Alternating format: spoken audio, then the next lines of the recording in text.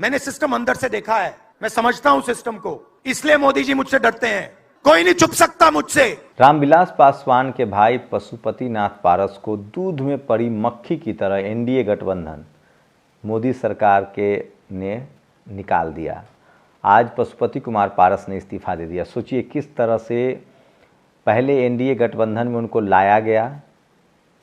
Pashupati Kumar Paras already थे, चिराग पासवान ये लोग एनडीए गठबंधन के हिस्सा थे, बाद में पार्टी तोड़ी गई, चिराग पासवान को अलग थलग किया गया। कैसे दो भाई को लड़ाया गया। इसलिए मैं कह रहा हूँ, फूट डालो और राज करो, अंग्रेजों की नीति नहीं है, ये मनुवादियों की असली नीति है।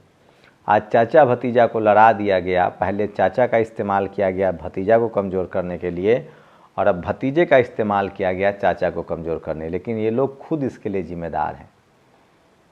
तो ये देर सवेर जो जातिवाद मनुवाद है ना, उसमें लिखा हुआ है, उनके दिमाग में बैठा हुआ है कि दलित, पिछड़े, आदिवासी, जिनको शूद्र और अछूत कहा गया, उनके साथ इसी तरह का व्यवहार होगा। आपका सिर्फ यूज एंड थ्रो होगा। ये बहुजन समाज को समझना चाहिए। नमस्कार, मैं शंभू कुमार सिंह और आप देख रहे हैं नेशनल दस्तक।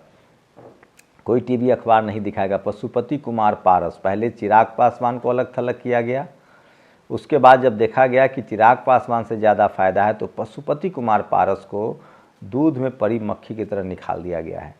लोजपा के 6 सांसद थे, चिराग पासवान अकेले पड़ गए थे, 5 सांसद अलग हो गए थे। उसके बाद अब चिराग पासवान को 5 सीट दिया गया है और पशुपति कुमार पारस को निकाल दिया गया। उन्होंने आज इस्तीफा दे दिया है। Erectile bond donor number 2 mega infra ने एक ही दिन में बॉन्ड के साथ ट्रस्ट को भी चंदा दिया था। सोचिए 250 करोड़ रुपए, 300 करोड़ रुपए का चंदा मिल रहा है। सोचिए तमाम धन्ना सेठों की जो कंपनी है वो ये चंदा क्या मुफ्त में दे रही है क्या? इतना भी आप नहीं सोच सकते हैं कि चंदा देने के बदले उनको कुछ मिलता होगा, कुछ लिया होगा। और सवाल है कि अगर ये पॉलिटिकल चंदा है तो बसपा को क्यों नहीं, सपा को क्यों नहीं, आरजेडी को क्यों नहीं, जेडीयू को क्यों नहीं? सिर्फ सवर्ण नेताओं को और सवर्ण दलों को ही चंदा क्यों? बीजेपी, उसके बाद कांग्रेस, उसके बाद ममता बनर्जी, उसके बाद बीजू जनता दल।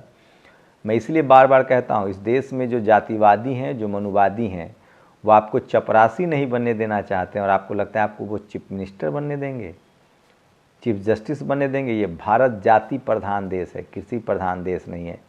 इसलिए बाबा साहब ने जाति खत्म की और हमको समूह में बदला।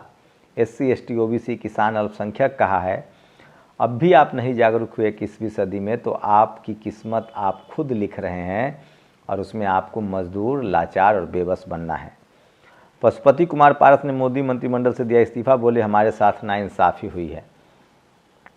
तो आपस में इसी तरह से आपको लड़ाया जाएगा और एक दूसरे से हटाया जाएगा। सोचिए राज ठाकरे अमित शाह से मिले हैं। ये वही राज ठाकरे हैं जो पूर्वांचल के लोगों के साथ जो जाति करते रहे हैं, उनके खिलाफ भड़काऊ बयान देते रहे हैं। यहाँ तक कि इनके कार्यकर्ताओं ने कई बार हमले किए हैं। अब वो बीजेपी के साथ गठबंधन में है। तो क्या बीजेपी को यूपी बिहार का वोट नहीं चाहिए, पूर्वांचल का वोट नहीं चाहिए? क्या ये सवाल सोशल मीडिया पर पूछा है अमित यादव ने कि आज राज ठाकरे का अमित शाह की उपस्थिति में एनडीए में गठबंधन हुआ तो क्या भाजपा की सहमति है कि यूपी वालों को मुंबई में जूते मार के निकालेंगे वाले बयान पर? आज यूपी में के विपक्ष को प्रेस कॉन्फ्रेंस करके पूछना चाहिए था ये सवाल। तो इस तरह के सोशल मीडिया पर एक सारे कमेंट्स आ रहे हैं। देखते हैं पूर्वांचल के लोगों का क्या रिएक्शंस रहता है। राज ठाकरे की हमेशा से ये भाषा रही। और ये है एनकाउंटर स्पेशलिस्ट प्रदीप शर्मा, नाम पर ध्यान दीजिएगा, प्रदीप शर्मा है। ये लखन भैया फर्जी एनकाउंटर केस में उम्र कैद की सज़ा हुई है इनको। ये अपने आप को सिंघल समझते थे। तो सोचिए किस तरह से इस देश में फर्जी एनकाउंटर होता है। और ये हैं डिप्टी कमिश्नर GST के धनेंद्र पांडे। इनको लखनऊ से गिरफ्तार किया गया है, 2 लाख रुपये घूस ले रहे थे। तो सोचिए इस देश में लगातार दलित, पिछड़े, आदिवासी के खिलाफ किस तरह से जांचें होती हैं। और 19 मार्च 2023 को विप्र सेना प्रमुख सुनील तिवारी जी के नेतृत्व में जयपुर में हुई ऐतिहासिक ब्राह्मण महापंचायत में 10 लाख से ज़्यादा ब्राह्मण बंधु सम्मिलित हुए थे। तो ये इस तरह से जाति को लेकर सम्मेलन लगातार जारी है। इसलिए मैं कह रहा हूँ जातियों में बटिए, कम्युनिटी में बटिए, तभी ताकतवर बनेंगे। और वेद ने लिखा है दलित IAS के हत्यारे आनंद मोहन की राजनीति खत्म हो गई थी। वो हत्या के दोषी थे और उन्होंने लंबा जेल। पत्नी लवली आनंद कांग्रेस, समाजवादी पार्टी और हम पार्टी से हताश हो गई थी। सोचिए, राजद ने बेटे चेतन आनंद और पत्नी लवली आनंद को टिकट देकर पूरे परिवार की राजनीति को जिंदा कर दिया। राजद के सत्ता में रहते कानून बदलकर आनंद मोहन को रिहा किया गया। बदले में क्या मिला? जब जरूरत थी तब बेटा भाग गया। अब पत्नी भी नीतीश की पार्टी ज्वाइन कर ली। बोया पेड़ बबूल का तो आम कहा सो। इसलिए वेद बदनाम हैं क्योंकि वो अपने नेताओं से ज़्यादा तीखा सवाल पूछते हैं, बहुजन समाज के नेताओं से। और सोचिए, मोर रिलेवेंट कमिंग, इस देश में कानून कैसे काम करता है और कानून की कैसी धज्जियां उड़ाई जाती है। जैसे आपको कोई चेक दिया और चेक का डेट एक्सपायर कर गया तो आपको चेक नहीं भुनेगा, लेकिन बीजेपी के सरकार में ऐसे नहीं हुआ। अरुण जेटली फाइनेंस मिनिस्टर थे 2018 में, और उस समय जितने इलेक्ट्रल बॉन्ड एक्सपायर कर गए थे उनको भी कहकर भजवाया गया, उनको भी कैश कराया गया। तो सैया भय कोतवाल तो डर काहे का। आप कल्पना कीजिए, आप कल्पना कीजिए कि इलेक्ट्रल बॉन्ड का ये चंदा मायावती जी को मिलता। एक माला पहन लेने से, कार्यकर्ताओं के पैसा का माला पहनने से उनको धन की देवी कहा गया। इस देश में दलित, पिछड़े, आदिवासियों को किस तरह से बदनाम किया गया। पहले कांग्रेस के राज में जाति देखकर किया जाता था, बीजेपी में पार्टी और जाति दोनों देखा जाता है। पीएम मोदी के खिलाफ आचार संहिता उल्लंघन की शिकायत। तृणमूल कांग्रेस सांसद ने निर्वाचन आयोग को लिखा है पत्र। देखते हैं कि क्या कार्रवाई होती है। और ईवीएम को लेकर वैसे भी लगातार लोग प्रतिक्रिया दे रहे हैं। चुनावी प्रचार के लिए पीएम मोदी वायुसेना के हेलीकॉप्टर का इस्तेमाल कर रहे हैं। क्या यह चुनाव आचार संहिता का उल्लंघन नहीं है? सरकारी सेवा इस्तेमाल के लिए इंदिरा गांधी को कोर्ट ने अयोग्य ठहरा दिया था। सागरिका घोष जो हैं, ये मेंबर ऑफ पार्लियामेंट है टीएमसी की, इन्होंने ये सवाल पूछा है। और 3 protesting farmers die toll 10 in 35 days. पिछले 3 प्रोटेस्टर्स की, 3 किसानों की और शहादत हुई है और पिछले 35 दिनों में 10 किसान जो हैं उनकी मौत हुई है। प्रोटेस्टिंग जो धरना स्थल है वहाँ पर, ये बड़ी खबर है। और हर मोर्चे पर भाजपा पीछे चल रही है। भाजपा हटाओ, लोकतंत्र बचाओ। सोचिए जी, उत्तर प्रदेश, उत्तराखंड ने एक सर्वे किया, 90% लोगों ने अखिलेश राहुल को मोदी से ऊपर माना है। मोदी योगी के साथ सिर्फ 8% लोग। आज नेशनल दस्तक ने भी एक सर्वे किया था, उसमें 70% लोगों ने राहुल गांधी को पीएम कैंडिडेट कहा है, जबकि उसमें बीएसपी सुप्रीमो मायावती भी ऑप्शन में थी। तो ये बड़ी खबर है। और राहुल गांधी, मैं चोरों को जेल में डालना चाहता हूँ। मोदी, कृष्ण भगवान माखन चुराते थे और राहुल गांधी उन्हें जेल में डालना चाहते हैं। सोचिए, ये गुरुजी नाम से एक ट्विटर हैंडल पर लिखा है। दरअसल उन्होंने कहा था कि मैं शक्तियों से लड़ रहा हूँ, जिनके पास ईडी है, इनकम टैक्स है। अब उसको महिला शक्ति और भगवान की शक्ति से जोड़ दिया गया।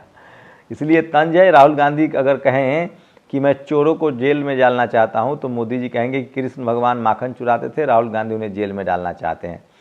तो लगातार आज नरेंद्र मोदी ने तमिलनाडु में जाकर कहा कि डीएमके और कांग्रेस जो है वो हिंदू धर्म का अपमान करे। तो चुनाव आयोग ने कहा कि आपको धर्म और जाति के नाम पर वोट नहीं मांगना है। लेकिन देखिए, आज नाली से 14.5 किलो गैस निकाला पापा। ये जो तस्वीर है, एक ऐड आया था, पापा उन्होंने युद्ध रुकवा दिया।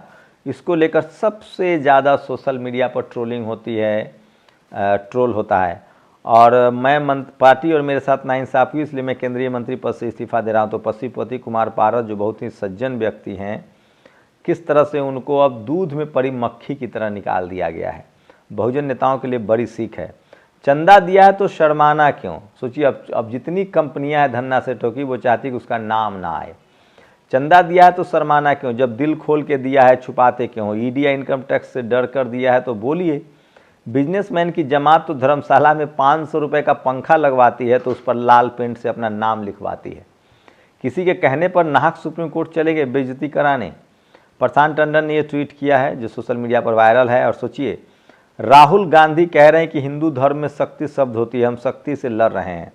राहुल गांधी के इस बयान को सुनते आपको क्या लगता है? राहुल गांधी मूर्ख है 22%, हिंदुओं का मजाक बन रहा है 12%, आप मूर्ख हैं ऊंची बात है 66%।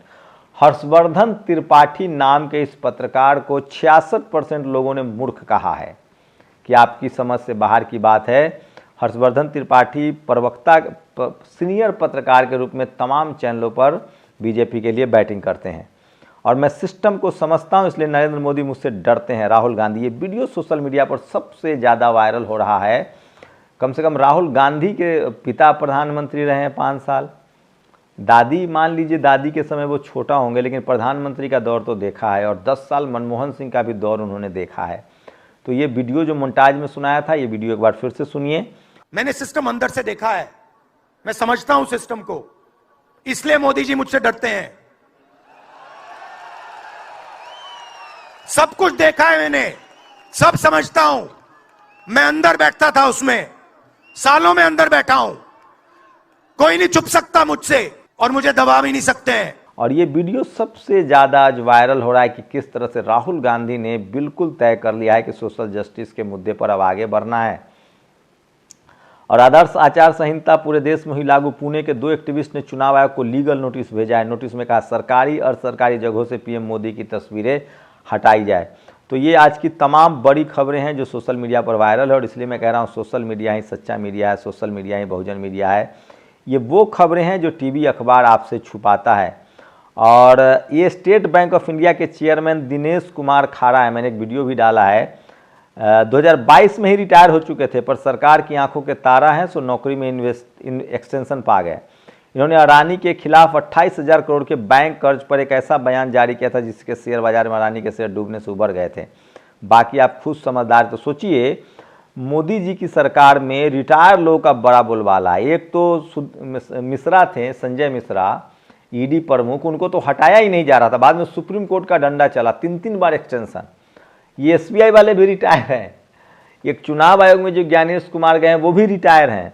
तो रिटायर अधिकारियों का भाई साहब लॉटरी लगी हुई है और उन मतलब नए लोगों को नौकरी नहीं मिल रही है और रिटायर लोगों को हटाया नहीं जा रहा है। तो ये तमाम खबरें जो हैं सोशल मीडिया पर वायरल है, और ये वो खबरें हैं जो आपको कोई टीवी अखबार नहीं दिखाएगा। ऐसी खबरें जो आपके बच्चों के भविष्य से जुड़ा हो, इस तरह की खबरों के लिए आपको नेशनल दस्तक देखते रहना चाहिए। शुक्रिया। नेशनल दस्तक की आपसे गुजारिश है कि अगर इसको बचाना चाहते हैं तो नेशनल दस्तक को सब्सक्राइब करने के लिए रेड कलर के सब्सक्राइब बटन को दबाएं, फिर बेल आइकन की घंटी दबाएं। नेशनल दस्तक को बचाने के लिए बहुत जरूरी है कि हर खबर को शेयर करें, लाइक करें, कमेंट जरूर करें।